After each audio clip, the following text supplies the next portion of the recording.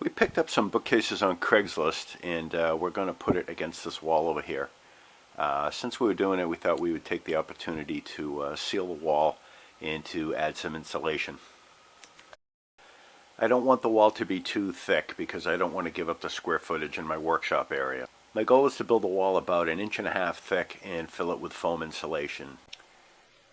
Here's my work in progress so far.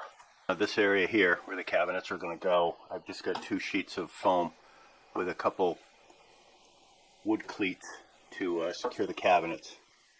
The cabinets will sit on this toe kick base. We'll go over here, and most of the weight of the cabinet will be supported by this.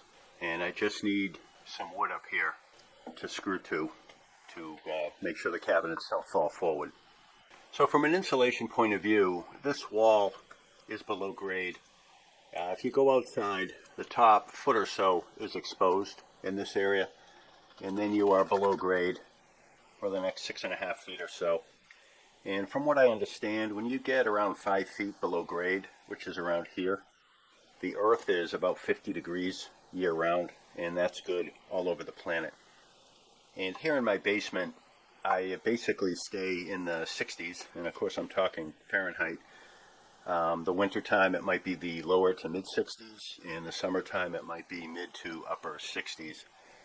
But this area down here, there's not a great delta T, because this is supposedly around 50 degrees, and the basement's only 65 or so, so you have a delta T of 15, maybe 20 degrees. So here is the wall fully insulated. This side over here, behind the pipe, I've got 3/4 of an inch polyiso-cyanurate, Tufar, it's the product name. And I had some scraps that you can see I kind of cobbled together to make a sheet. And getting it behind the pipe was kind of tricky, so having to cut it into small pieces wasn't such a bad thing.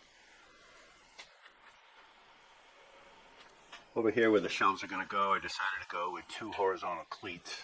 That minimizes the wood behind the bookcase, which will help me get a little bit better insulating value. And it was a little bit easier to construct it this way. And around this wire, this is a grounding wire that goes down to my water inlet to the house. Again, I used the scraps from the foam I used over here, and a few other scraps of the polyiso-cyanurate. And I insulated all the way down to the bottom of the wall. So these walls are 1.5 inches thick. This is a 2x4, which was ripped in half, and it's put in on its side. So that's 1.5 inches thick. In this field of the wall behind the cabinets, you've got about 4% of the wall is wood, which has an R value of about 1.5. It's about 1 per inch. And you marry that with the other 96%, which is the insulation with an R value of 7, and you come out around 6.5. Which compares favorably. It's in the ballpark of a 2x4 stud wall stuffed with fiberglass insulation. Because in a typical stud wall, you know, the center of the cavity has an R value of 11 to 13, depending on the fiberglass and how well it's stuffed, etc. But somewhere between 10 and 20% of that wall is 2x4s and wood. You know, the studs themselves, the top and bottom plate, the headers, the jack studs, etc. And if you marry that 10 or 20% of an R value of 3.5 with the remainder of the wall, which is the fiberglass, you know, an R value of 11 to 13, you end up around an R value of 8 or so for the entire system. It could even be as low as 6 without trying too hard. So this particular wall compares favorably with a regular 2x4 stud wall stuffed with fiberglass. Concrete has an R value somewhere around 0.1 and 0.5 per inch. And here's a 12-inch section concrete wall. So this has an overall R value from one side to the other of somewhere around 3, maybe 5, maybe as low as 1. So for simplicity, I'm just going to think of this wall as having an R value somewhere around 3. So this wall system that I built might have an R value somewhere around 6, and the concrete on the other side of it might have an R value of around 3 to 4, which gets you up around 10, which is not super duper. But you got to realize that most of this wall is below grade, and once you get down in this area here, 4 or 5 feet down.